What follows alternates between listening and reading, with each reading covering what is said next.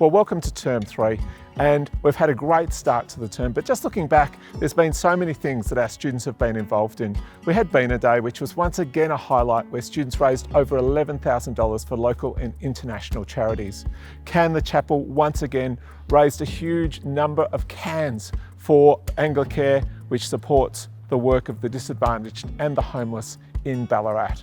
And we had the Red Shield appeal, where once again we had to wheel in a CFA logistics van to manage the number of students that were keen to go door knocking and help support the Salvation Army through this important charitable event.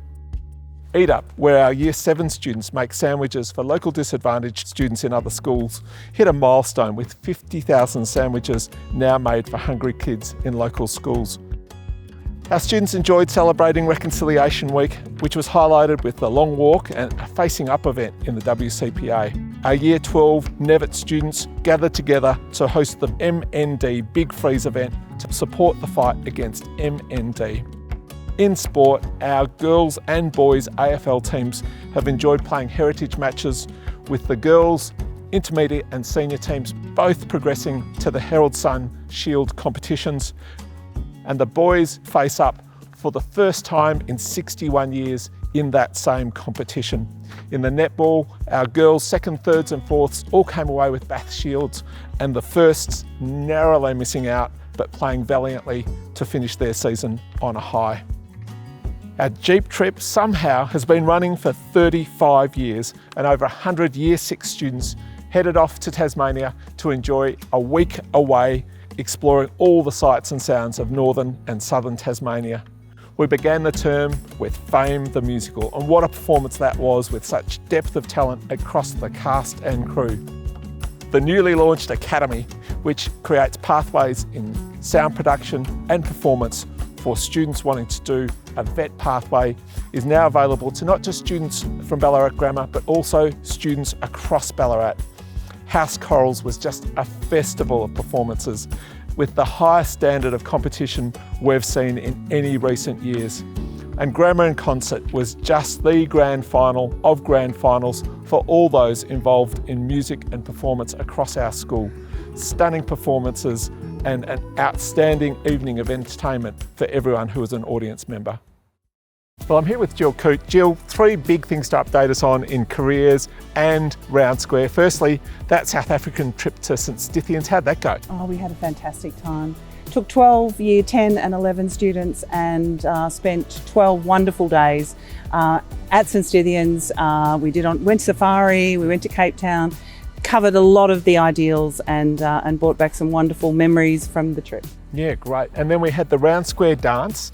How did that go? Yeah, Round Square Dance was fabulous. Always a highlight, a social highlight of the year for our senior students. And from the night, we raised $2,800, which the school is donating to Family Violence Centre here in Ballarat, which is a fantastic effort. Yeah, great. And then in your careers portfolio, you had the Ballarat Futures Festival, which was really the big relaunch. Last year we had it in the WCPA. This year we're back in Centennial and was larger than ever. Yeah, we had that on Monday, July 22nd, and then we had invited all our community to it, had 42 exhibitors, and was a tremendous night. Yeah, and students from all across Ballarat taking advantage of that opportunity. Thank you for all that you're doing, and thanks particularly for those opportunities that you're giving students through Round Square and all the advice that you're providing to our students through your careers portfolio. Thank you. Thank you.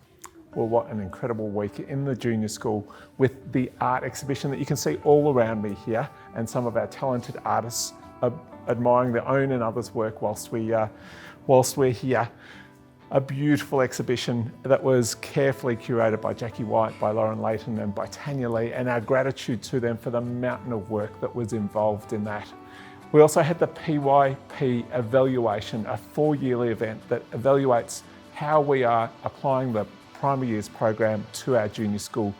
I've been involved in a number of these evaluation visits across different schools, and I've never seen such affirming feedback than that which was given to our junior school team for the outstanding way that PYP is enacted in our junior school. Particular congratulations to Maria Carr and to Liz Marshall for their work in that area. And then we had Wakakiri on Friday night, where our students performed out of their skin, and we await the results from that important performance. Our middle and senior school students have enjoyed the start to Spirit Week. What a huge spectacle that was, with the colour run for the first time in our school's history, holding that event, raising important funds for Beyond Blue. We've got Eucharists and assemblies and the all-important Guardians auction, which continues that theme of fundraising for charities. House dinners will be upon us in a moment, and our students in Year 11 are preparing for all of those events as they come up towards the end of this term and early next term. Well, many sources of excitement, but one of them is the new uniform that's to be rolled out in October, and all of the items will be available from that point, but of course we've got the 2-year transition period during which we can remain with existing items of uniform before progressively purchasing as families the new items of uniform. They're all interchangeable, so you can wear some older uniform items with new uniform items, just to make sure that the cost of any new uniform is spread out in the way it normally would be as our children grow or wear out uniform items. At this stage, we'll be having all uniform brought in store, just so we're absolutely confident of sizings, because they may vary slightly from those existing items of uniform, with the hope that we have an online store available in about 12 months' time. Well, behind me you can see the Rintel, another huge source of excitement. Our Year 12s have already claimed it for their valedictory celebration, so the builders have more impetus to finish early than ever, with it scheduled to be finished by the end of the year, and our fingers crossed to be able to hold that celebration in the building.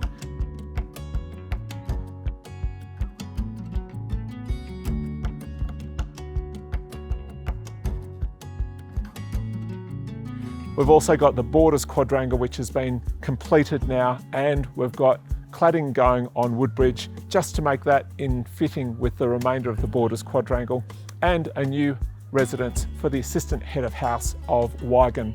In building works ahead, we will commence on an extension to the Queen's building before the end of the year, and we'll also add rooms to Larratt again before the end of the year, with the ambition that both of those projects are completed in the second half of next year. I wanted to thank you for all of your support for the school and for all that we're doing, and for such a positive start to Term 3. We look forward to seeing you at one of our upcoming events throughout the term.